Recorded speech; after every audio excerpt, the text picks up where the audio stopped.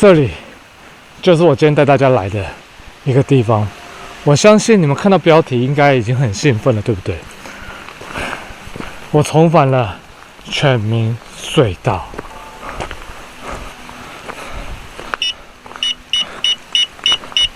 OK， 这不是树上绑什么东西哈。现在你们可以听到磁场的这个有哔哔叫的声音哈。其实这个是一个磁场异常的探测器哈。对。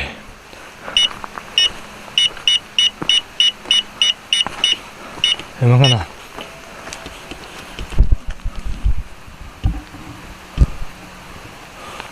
犬鸣林道。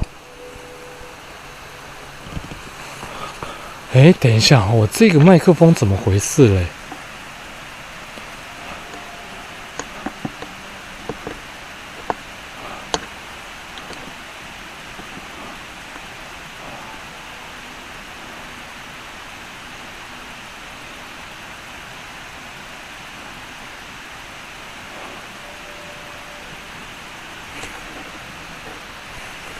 ？OK， 设定跑掉了。你看，一片荒芜。我相信犬鸣隧道知道的人非常非常的多。为什么呢？因为现在台湾到处流传的犬鸣隧道，基本上就是我写出来的。对，秦明就是我，没有错。但我要很遗憾的告诉大家，另外一边就是我们之前拍摄到女性灵体的那个地方是进不去的。所以很遗憾的告诉大家，另外一边没有办法。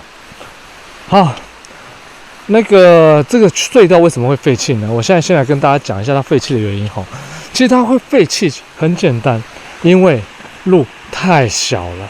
然后接下来呢，我会放新隧道的示意画面，大家可以稍微看一下这个隧道现在新隧道要的样子。为什么旧隧道不能用？因为你看路就这么小条，双向车你觉得不会发生车祸吗？那当然也有人说是因为发生过太多诡异的事情，所以它才废弃的这个样子。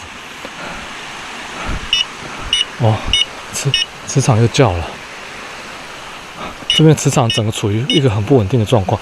然后呢，我必须说今天这森林里面我真的走超久的。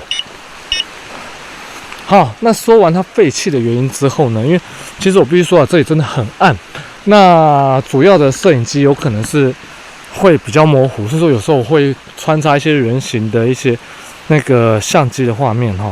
对啊，好，那接下来我用 EVP 麦克风问几个问题哈。首先第一个，すみません、これ今の周りに誰がいらっしゃるんですか？いらっしゃるならお願いします。ここはね。EVP バイクあるので、あなたたちの声を収録することできる。だから、もし何かあったら、話したいことあったら教えてください。よろしくお願いします。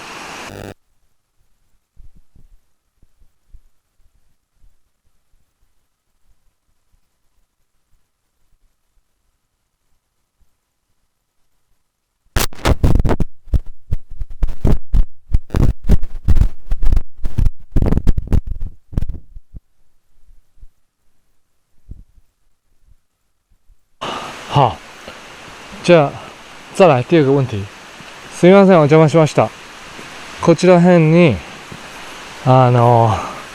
昔はさ、俺こっち来た時に女性の霊見たことある。彼女はさ、俺のことを覚えてる？覚えてるんならお願いします。教えてください。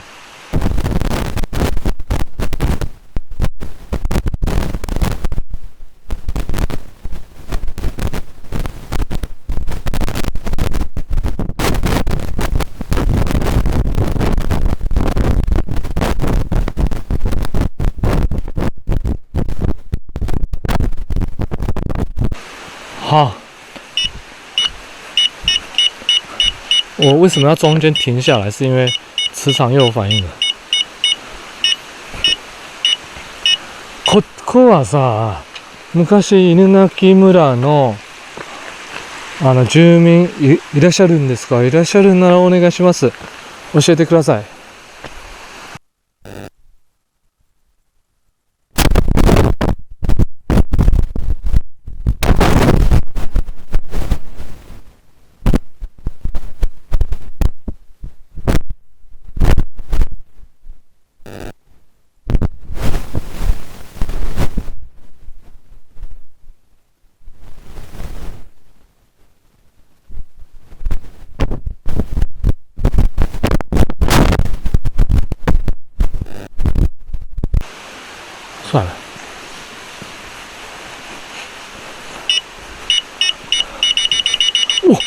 刚刚到红色了，你只要听到这声音，基本上就红色，那自动关机了。它不能长久测的，哎，因为这台机器很久没有用了，想要这次把它拿出来用一下，为了这次的全民隧道稍微用一下。好，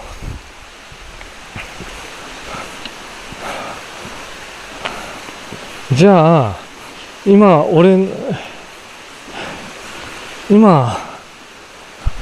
我还想问什么问题？我觉得现在把问题问完就很糟糕了。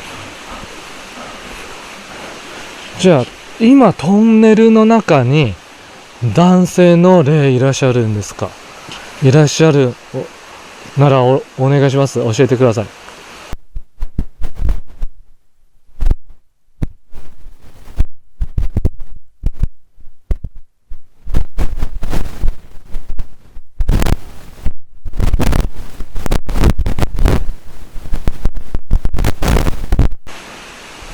你看，都是这样的一个林道，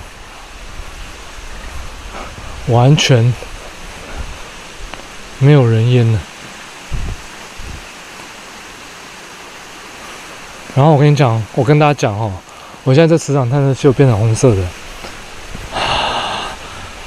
失算，不知道用哪一台相机去架设它比较好，拍摄它比较好。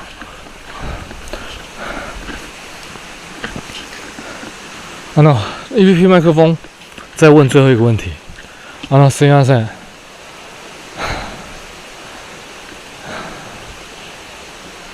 すみません。今、俺の周りにいらっしゃるんですか？いらっしゃるなら教えてください。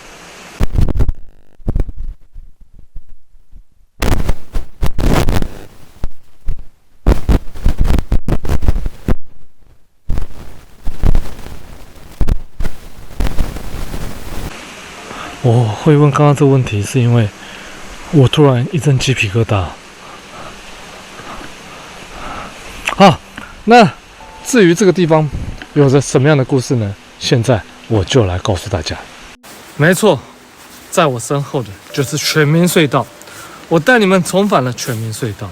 这个地方有着什么样的故事呢？其实我觉得我不用再多说些什么，因为这个地方，我相信你们比我还要清楚这里有着什么样的故事，不只是我，连电影都拍过。那这里除了我之前有说过的后续，什么样的后续呢？就是当初我们来了之后回去，很多人都没有讲到这段经历，只有我讲过。就是我们有一个同伴，他中邪了，被一个女的缠身。因为这里据说以前有杀人弃尸的案件，而且当地的日本人告诉我，不止一起，有好几起。最有名的，等一下会告诉大家。然后呢，他就在树里面乱尿尿，结果乱尿尿之后被女鬼缠身，让他悔不当初。来这个地方很开心，但到这个地方却想要了他的命，差一点。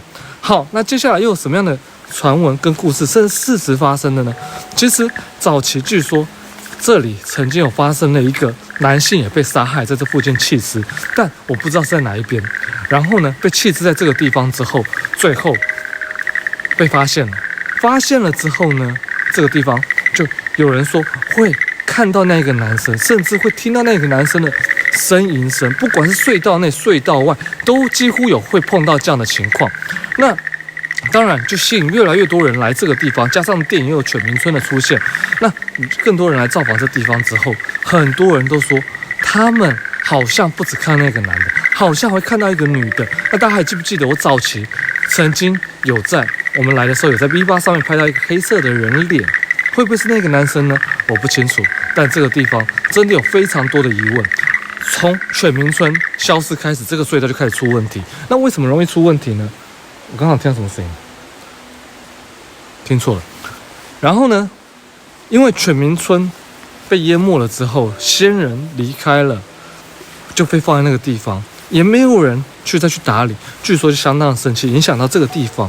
然后呢，可是又有人是说，因为这个隧道早期相当多的车祸，也很多人不幸往生于此，所以说不管是白天还是晚上，都会碰到一些怪事情。早期甚至还有日本的 YouTube，那时候还可以进去，然后呢，他在里面扎营住了一个晚上，结果也是吓到仓皇而逃出。听说他的帐篷是被好像很多人的手去触碰到，这样子去摇晃他的帐篷，好像叫他不要在里面过夜，所以他最后自己也受不了，赶紧离开。本来想来犬鸣隧道住一晚，结果没想到却住了2个小时、3个小时之后就被吓跑了。那今天我重返这个地方，我相信犬鸣隧道故事也不用我多说了，你们自己也可以去查到很多，甚至当地人也说这个地方就是有很多故事，所以说甚至政府也不堪其扰，就干脆把它封锁起来，不让任何人进来。可是今天我却到了这个地方。至于剩下，我们把隧道稍微看一下，然后再做一个简单的问与答吧。好，说完这边的故事之后，我们再稍稍的往前一点吧。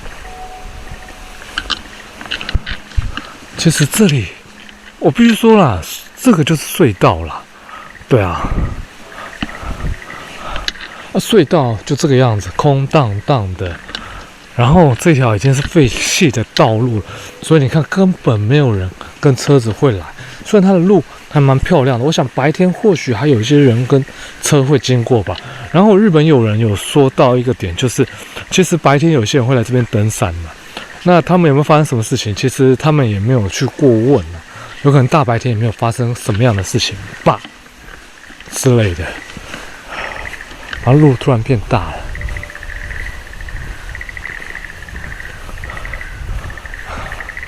然后呢，没错，前面大家可以看到一个红红的点哦，那红红的点现在应该看不到，其实就是我事先架设的一台摄影机。那接下来呢，看它摄影机，你们就应该知道要到达犬鸣隧道了，好怀念啊！其实我跟大家讲。那个时候我有偷懒，那边2个亮亮的东西，鹿，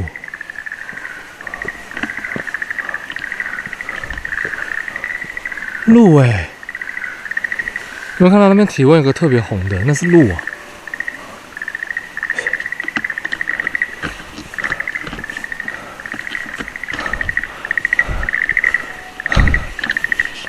好，接着。我们要看的地方是这里，然后刚刚跟大家讲说，其实我有埋了一个梗，到现在大家还有人在用。其实那时候隧道的反方向，我那时候找不到，因为那时候没有来，因为我们那时候根本没走完，所以我随便找了一张图塞上去，结果现在大家沿用，